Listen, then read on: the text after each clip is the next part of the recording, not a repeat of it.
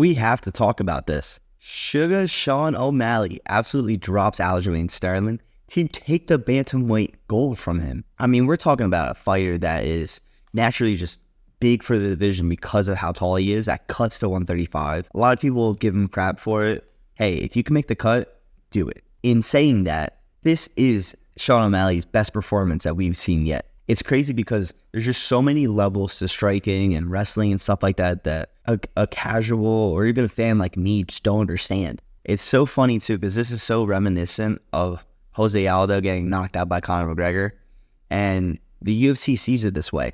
I mean, they dropped the full video like 12 hours after the fight, which they never do. They are pushing Sean O'Malley, and if you aren't a fan, now's the time to hop on. I will say that I had doubts in Sean O'Malley just because of how good a wrestler Aljamain Sterling was, but I never thought that he would make it look so one-off like this was. If you watched the previous video, which if you haven't, go watch it.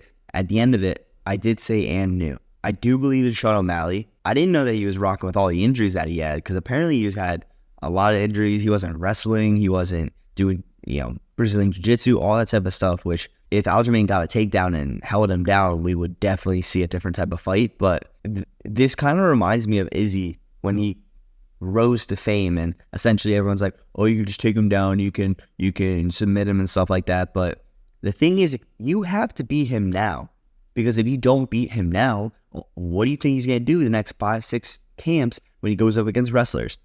They become better and better and better. And then wrestling is not a negative part of this game. It's good to see Sean O'Malley light it up on the biggest stage. But we're talking about what some people call the bantamweight GOAT. While my bantamweight GOAT has to be Dominic Cruz, Aljamain Sterling makes a very strong case. And at that point, it's just a personal preference. I like Cruz, I like the way he fights, I like his style.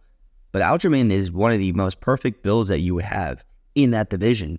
And the laundry list of guys that he has run through is insane. And it's funny because Sean O'Malley is like, oh, well, if I beat you and you are the best bantamweight ever, what does that make me? I'm hoping and I'm praying this is not like a one-off like Cody Garbrandt, where he had one of the most magical and unbelievable title fights of all time. But I think Sean O'Malley's here to stay, and the UFC thinks so as well, because they're promoting him like crazy at the tier of Conor. And I will say, though, Aljamain deserves a rematch, of course. He is a champion of champions. He deserves a rematch. I don't like Sean going with Cheeto or anyone else. Give the champion his rematch, but it is nice to see some new blood in the bantamweight, and it's definitely going to be a shakeup of all the rankings and everybody trying to get on now that they couldn't get past Aljamain. So it'll definitely be something fun to watch. But if you found value in this, drop a like, subscribe, follow for more, and until next time.